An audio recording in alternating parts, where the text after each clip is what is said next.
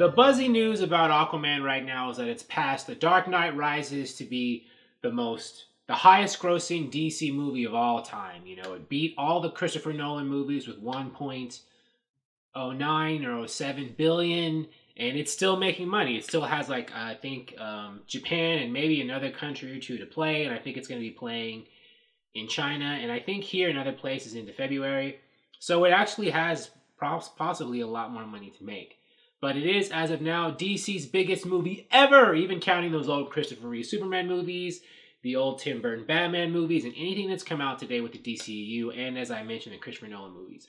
So that's the big box office news. But I want to talk about the fact that domestically, Aquaman has made, as of this recording, from when I'm looking here on Box Office Mojo, $316 plus million. Now, why is that important, and why am I making a video about this?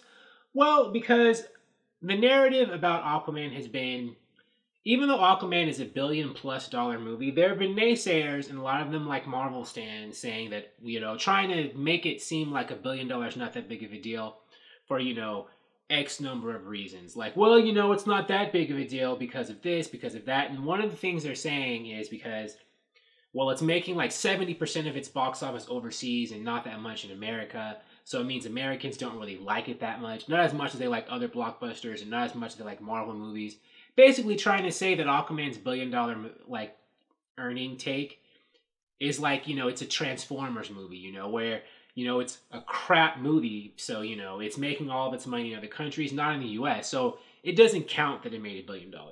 But I made this video say it's BS because domestically Aquaman has made more money than Marvel movies, like some of Marvel's most celebrated movies. And it still has more money domestically to make. And it could pass, you know, even more Marvel movies that are seen by a lot of Marvel fans and journalists as legitimate hits in America and abroad. So far, as of this recording, I'm on Box Office Mojo. Aquaman has made $316 million. If you want to round up, $316.5 million here in the States. And that's above Thor Ragnarok, $315 million in the States. And I really think that's important because Thor Ragnarok is the most overrated superhero movie ever. Even among Marvel movies, most of which are like made up to be better than they are. That movie was not any better. I've picked on Thor Ragnarok before in earlier videos. But I watched that movie, and while I liked it, I didn't understand what the big deal was. Like, everybody must have seen something I didn't see. Because I saw an average, perfectly adequate superhero movie. I didn't think it was the best movie ever. You know, the best Marvel movie of all time, as people say about every single Marvel movie that comes out. I didn't get it. Aquaman has made more money in the United States than that. And, you know, since American audiences were supposed to love Thor Ragnarok so much, if you were judging by the box office, it looks like they like Aquaman better now, don't they? But of course, Aquaman's domestic numbers don't really count. That's BS. It's also made more money domestically than Iron Man 2, another successful movie that I think made. Iron Man 2 made, I think... Iron Man 2 made 600... I must be thinking of Iron Man 3. Iron Man 2 made $603 million, apparently, which is lower than I thought. But I guess it's Iron Man 3 that made $1 billion, but whatever. And Iron Man 2 is a Marvel movie. And let's see. Next, it has to be the first Iron Man, $318 million. And then there is Deadpool 2 at $324, Suicide Squad at $325. Now, Suicide Squad is a DC movie, but if Aquaman reaches the 320s, it doesn't matter which other movies it's beaten. It will have made just as much money domestically as today's biggest, you know, domestic hits. You know, biggest blockbuster hits, regardless of how much they make overseas versus, you know, here. Transformers, $319, Shrek the Third, $322, Lord of the Rings, Fellowship of the Ring, $315. You know, this Aquaman is doing just fine domestically. So I think people need to stop acting like, you know, it's not that big of a deal. Now, they could talk about the ratio, right?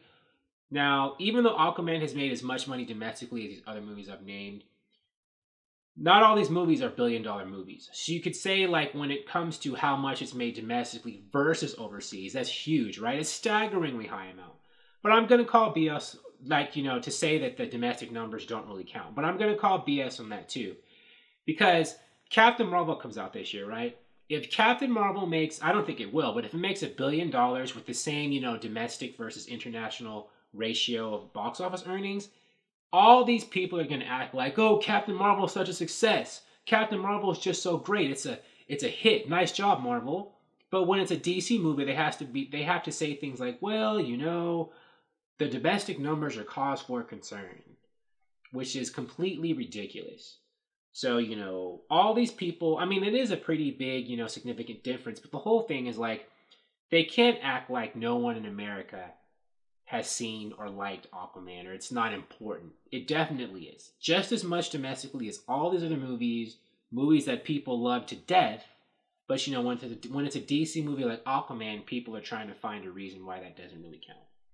Which I think is, it's unfair, it's biased.